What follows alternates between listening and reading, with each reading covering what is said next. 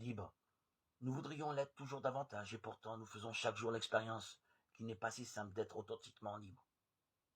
Régulièrement, mis face aux potentialités de notre liberté aussi bien qu'à ses limites, nous réalisons à quel point nous sommes marqués par nos habitudes, nos réflexes de pensée ou nos préjugés. Certes, nous ne vivons pas sans influence, et d'une certaine manière, c'est heureux, parce que notre liberté s'est construite dans une communauté humaine qui porte forcément avec elle ses liens et ses conditionnements. La liberté n'est donc pas une donnée brute et définitive prémunie contre toute appartenance, mais plutôt le résultat d'une histoire, d'un chemin de croissance humaine et spirituelle.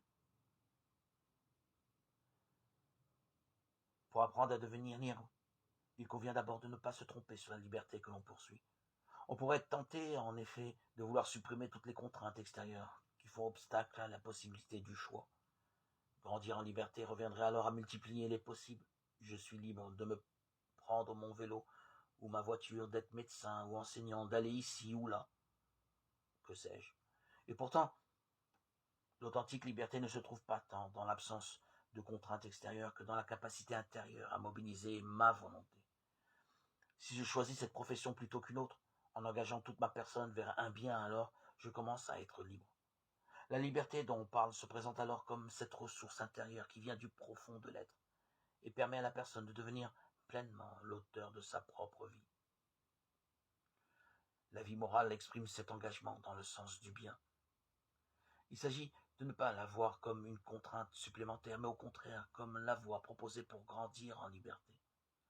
L'orientation de la personne vers son véritable bien est source en effet de libération et non d'aliénation. La vie morale consiste en plus en effet à chercher l'authentique bonheur qu'à respecter des préceptes extérieurs. Au-delà de l'expérience morale elle-même, qui permet de saisir qu'il n'y a pas de vraie liberté dans le péché, parce qu'il s'accompagne toujours d'une servitude qui défigure l'homme. La vie morale favorise l'authentique développement de la personne. Être libre, c'est être plus moi-même, c'est-à-dire en possession de moi-même, pour agir selon ce que je suis.